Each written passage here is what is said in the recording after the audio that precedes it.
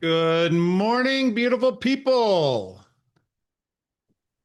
Good morning. Morning. Thank you Good for coming. morning. Good morning. All Good right, so morning. Good little Blink morning. 182 this morning. Rick and I put out a Mojo Monday this morning called All the Small Things. So a little inspiration there or a teaser, I should say.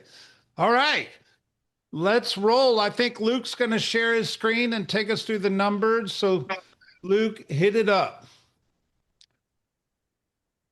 All right. So Broward County single family. Let's go down to the spreadsheet.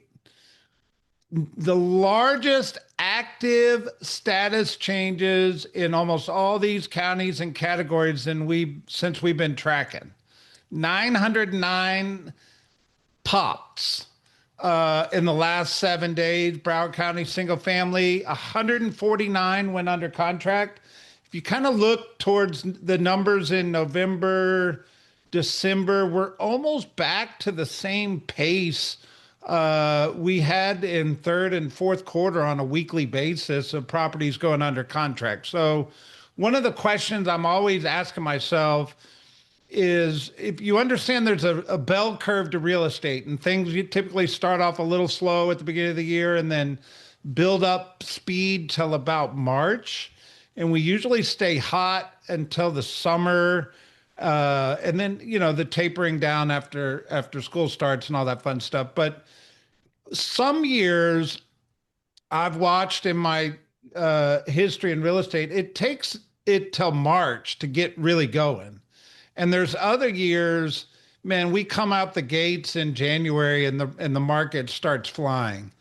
My crystal ball's telling me we're going to be flying from the get go this year. It sure looks like we're going to start hot. So what you should hear in that is don't start slow. You should be out and hustling right now because I think the market's going to take off pretty quick this year. What are y'all feeling? Just general, real quick before we keep going. I 100% agree. I took two listings last week and had two stragglers go under contract. We are totally on fire this month. I agree. Anybody else? I'm on the same page as him, two brand new listings, and everybody is just showing request after showing request, getting offers in, and I mean everything is priced right. Everything's moving along. Yeah, we're People are flying ready. hot quick. Mm-hmm. All right, well, go back up to Broward County single family, Luke,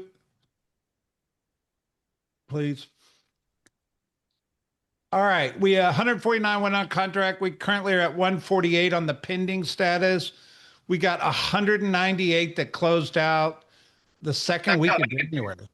It's a pretty big number. And remember, the closing's the lag number where obviously under contracts and the actives are leading indicators.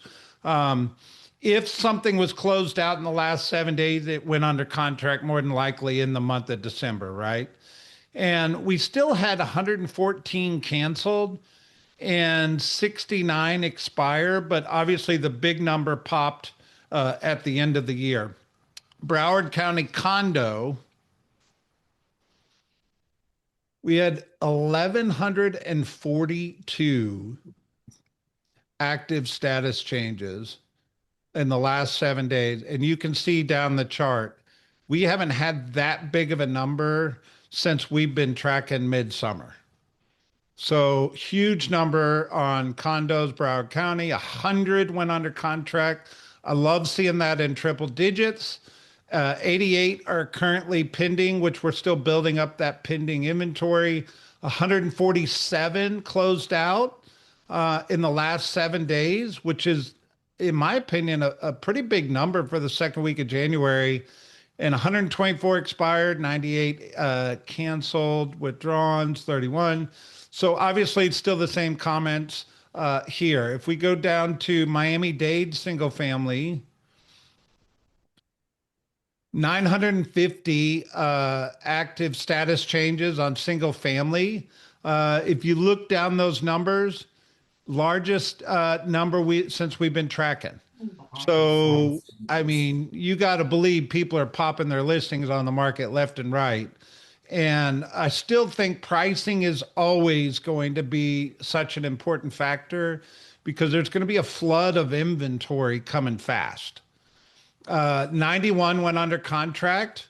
I wish it was in the triple digits, but we're getting close. 134 pending. And then we still had 160 close out in the last 7 days. Still seeing a lot of canceled and expired. So if that's your business model, opportunity is abound. If we jump down to condos, the 1134, this Miami-Dade, right? Miami-Dade condos, 1134. Same comment. Biggest pop of inventory since we've been tracking. And then 79 went under contract. You know, I would love to see the Miami-Dade condo market putting over 100 under contract in a weekly basis. We had 1 week back in November that happened, but I think you're going to see that happening going forward. I think that we're going to speed up. 125 pending and 150 closed out. Richard Bass, so far, what do you see? That the market is back strong. Really? Here's just something I want to point out to you, Brett, because you're commenting on this, that you'd like to see the under contract numbers a little bit higher. What you really need to look at is the combination of under contract and pending. Yeah. Because which of those fields an agent puts their property into really doesn't mean an awful lot. They're all under contract. One is just saying that it has contingencies on it. The other one, they're feeling good enough that it's going to be moving forward. So combine those two numbers when you're looking at them, and we are right back to where we were in most of November going into October, back to a stronger market. There you go. Appreciate that. Palm Beach, 910. And if Luke expands it, same comment. That is the largest pop of active inventory since we've been tracking back midsummer. All right. So to your point, Richard, 193 under contract and 122 pending. It's almost 320 in that under contract status, which is a big number. Mid-December, we were right at like what, 130 or 300? 300. So we're actually higher than we were mid-December. You can look back down this chart. We're back at full speed of whatever full speed is of the last year. But I think we're going to be going faster quickly going forward. They still had 229 close out in the last 7 days. Ironically, that's a higher number than the week before. So interesting to me. If we look at the condo market, Palm Beach, we had 869 as he expands it. Same comment, largest pop of active status we've seen. And then to Richard's point, that's 164 properties pending. And that's a pretty big number. I mean, I look back at December 8th, we were at 179 and we're at 164 right now. And we're just building speed here. 74 on the expireds. I don't know. Somebody else, talk to me about what you're seeing in the numbers. What are you feeling? What do we need to be paying attention to in terms of these numbers? Well, these numbers, I could tell you, if you go back and you go call the clients that didn't have the money to sell or couldn't, I mean, where with Inspire, they have that seller's edge. And I throw that in front of them every time and let them know, look, you could get this done to get your house sold and pay at the end of closing, and you still get what you want. So if you throw what we have all on the table to these sellers, you would get more people talking to you and actually thinking about selling now more than later. I appreciate that, Maxwell. What Maxwell's mentioning is our seller's edge product, where the seller can get a $50,000 secured line to get their house ready for sale.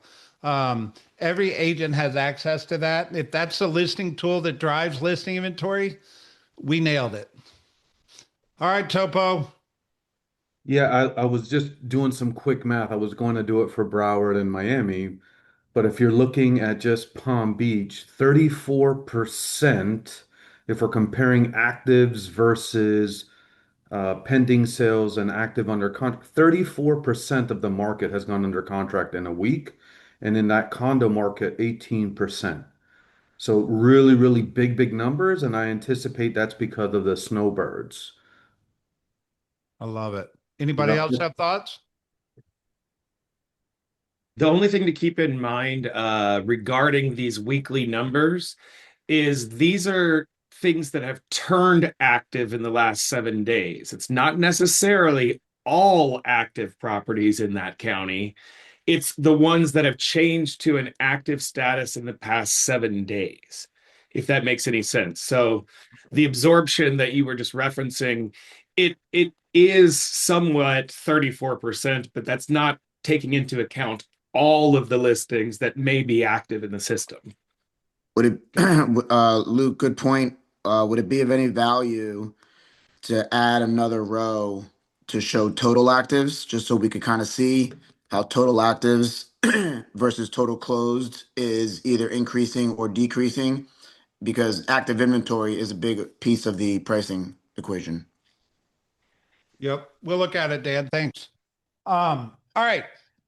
Articles. Trump's mortgage bond promise already bringing rates down. If you were sleeping last week, at the end of last week, Trump came out and said he wants Fannie Mae and Freddie Mac to put almost $200 billion into into the mortgage bond market. And what that statement alone did, which just goes to show you how powerful a political statement can be without actually some kind of implementation, it pulled the mortgage rates down. And there was a moment last week where the rates went below 6. And we've been making comments about how the rates are going to be stubborn in 2026 and probably hang out between 6 and 6.25. But I also made an asterisk saying, fine print, there's going to be moments where the rate will dip below 6. And hopefully there's opportunity where people can catch that. But we don't anticipate them hanging out below 6 for most of the year. I may stand on this call in 3 months with my foot in my mouth, which I've done before, but that's what the economists are predicting. However, what does this mean? Richard, what's your wisdom on all this? I mean, positive news. We had And talked about this a little bit on Friday when the news broke about it and the rates dropped a little bit, right? To me, this has more to do with consumer confidence, getting a few of those buyers off the sideline because they're looking at the positive of this. You know, the reality is the rates are back up to 6.1 this morning. Yeah. Is it going to change anything for us if we are proactive in talking to the buyers about what's going on? And this is really just stabilizing the market a little bit more. And this ties into some of the other articles you've also got going this morning, Brett. Yep. Rick, what were you going to say?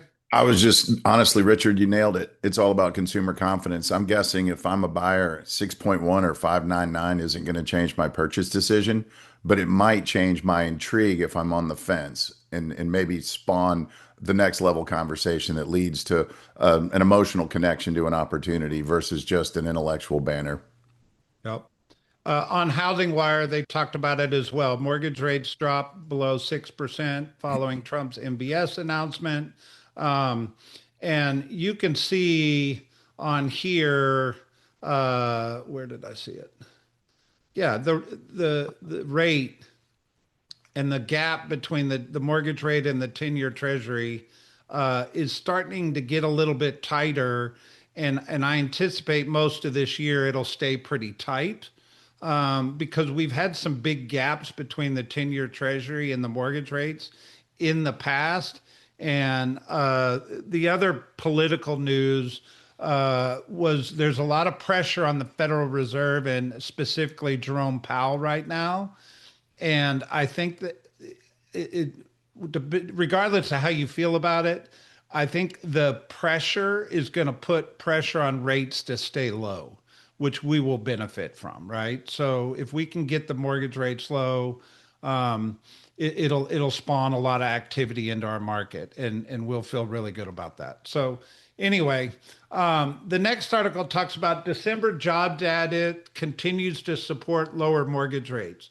So one of the things that the Federal Reserve and the institutions that kind of price our mortgage rates looks at is job data.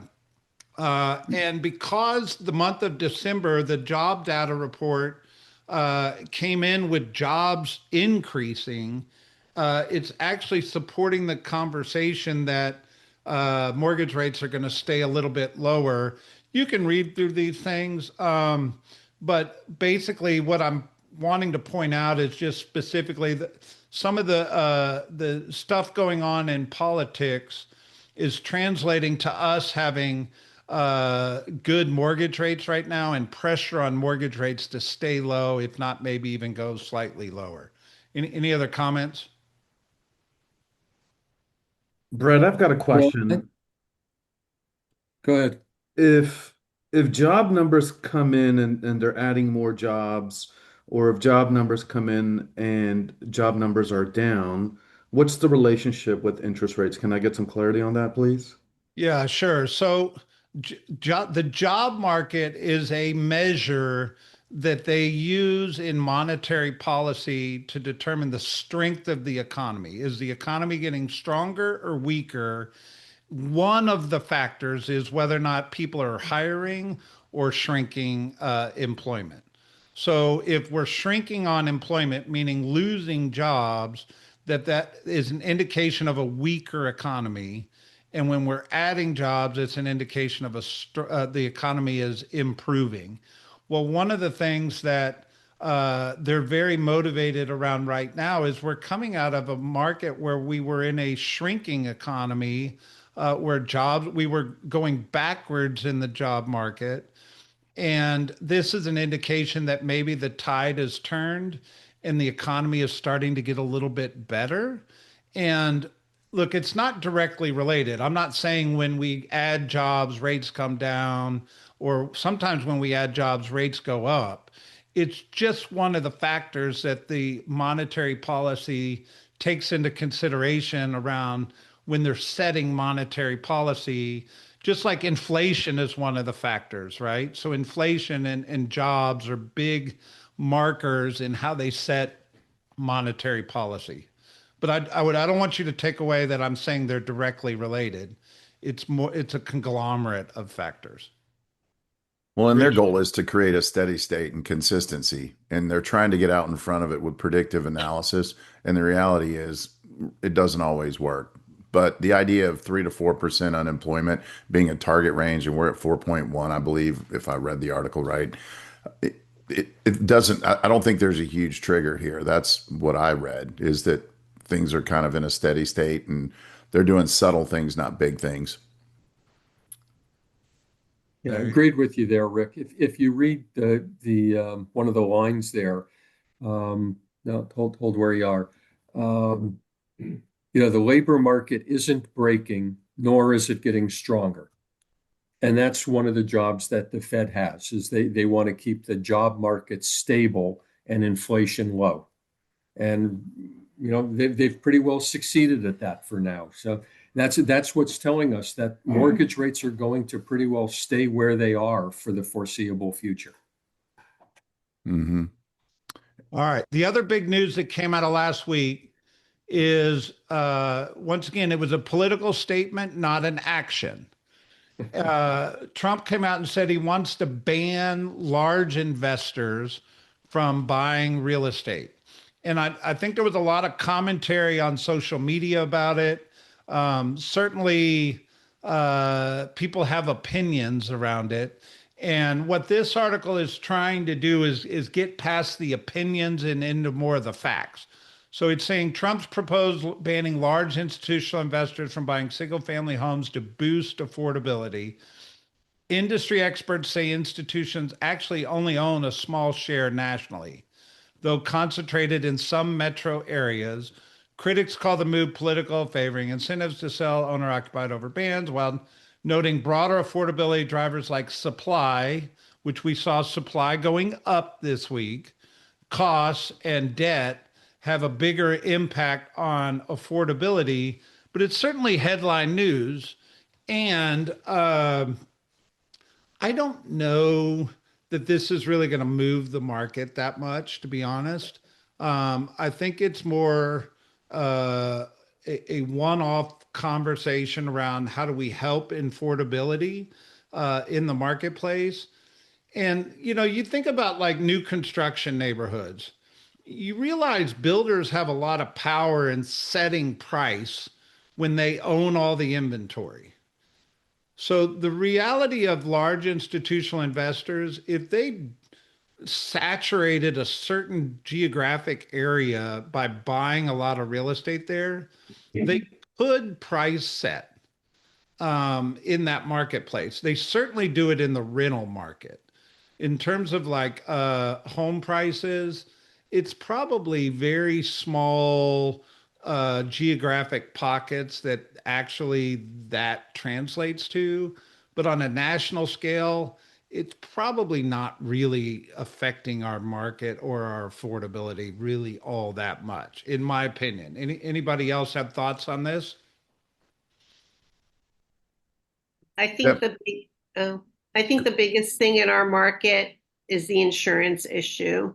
And until that's taken care of, we're going to have big issues in Florida with people being able to purchase. I think all the other is national news, but in our particular area or in Florida, I mean, it's a scary issue at this point because it's canceling out so many sales and making, the word affordability doesn't exist because of insurance at certain income levels.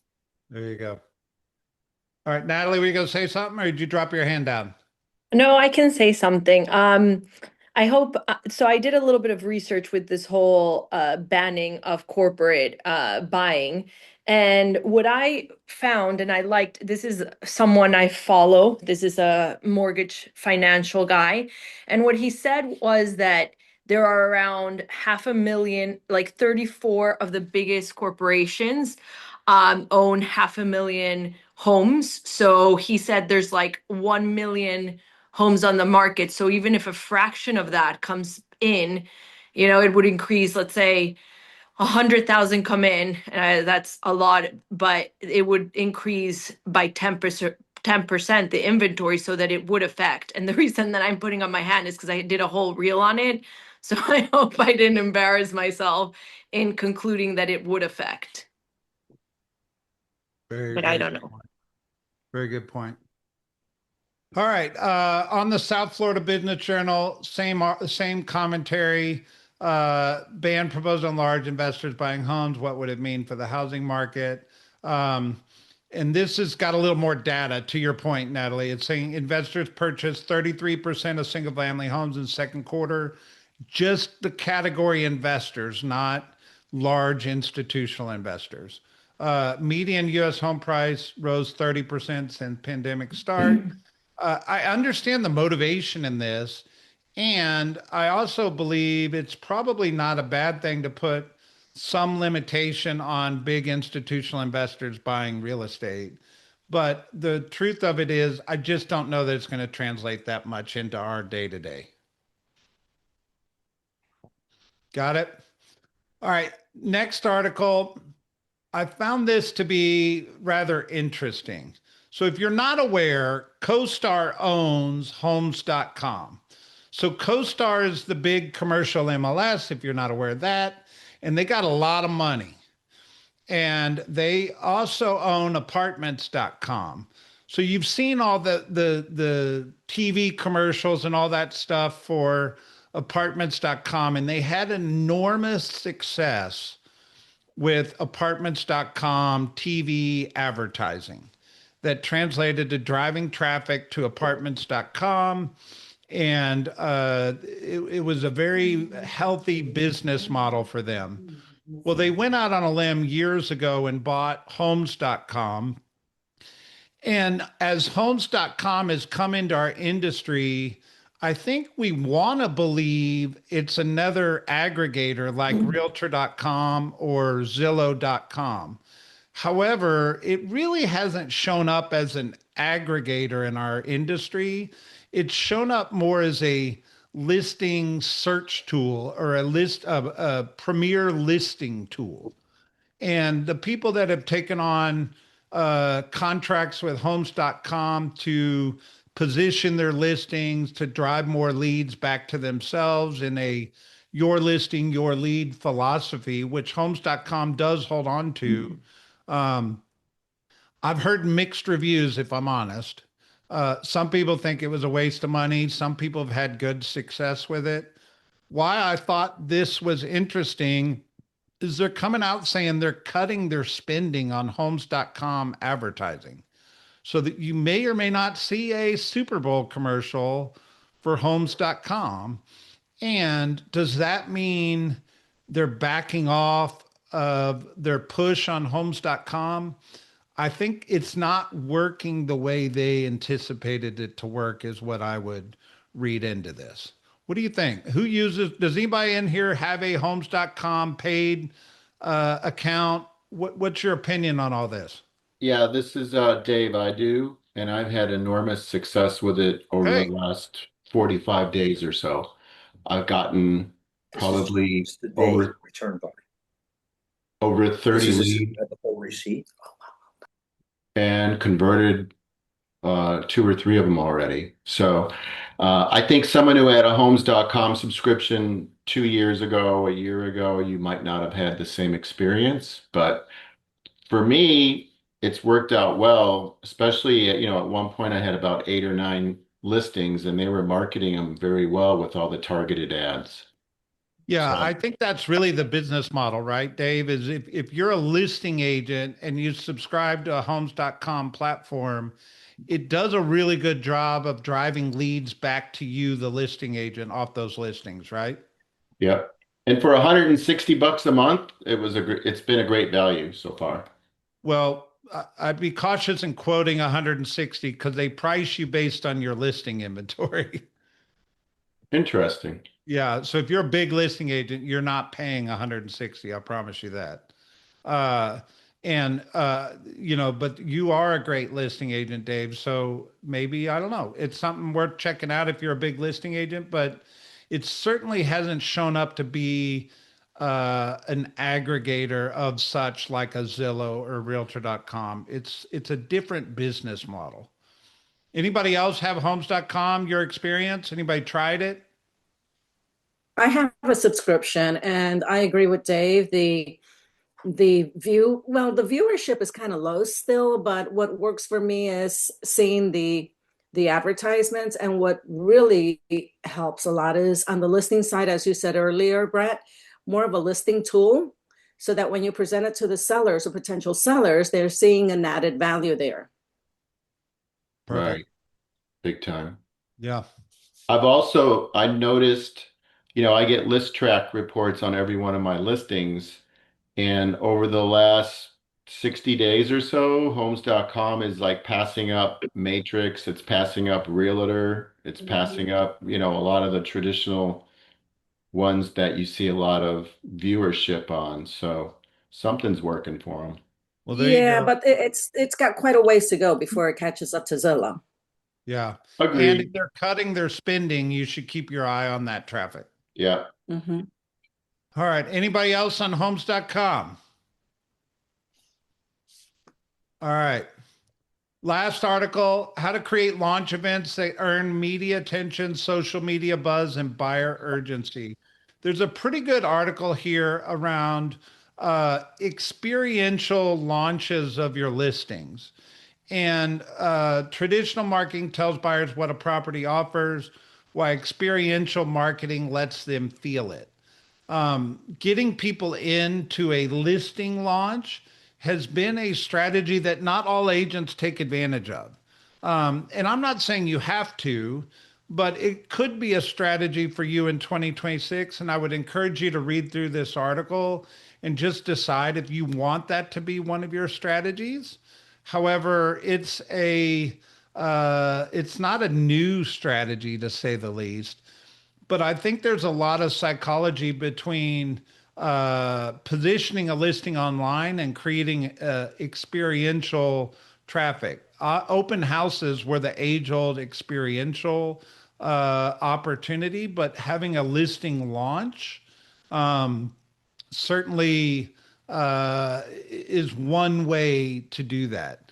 Any thoughts of the guys that read the articles? Any commentary on this? Simply put, people buy based on emotional energy and then they intellectualize it on the backside of it to validate their emotional desire or drive for something or towards something.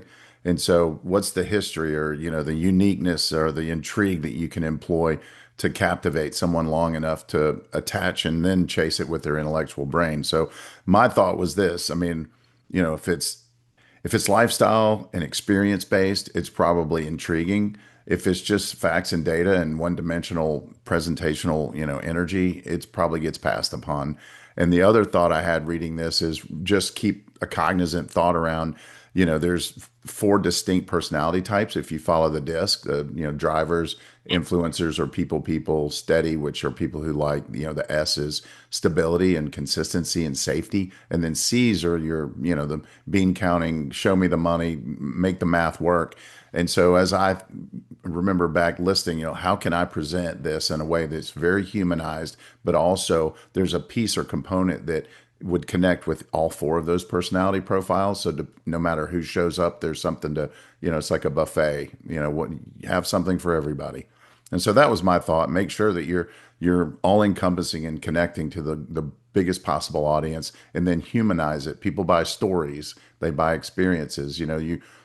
It's all about the emotional energy that drives you towards it, and then it just has to be justified intellectually after the fact. Yep. All right. So every week, I just want to remind you guys, we post social media scripts and an email template for you guys.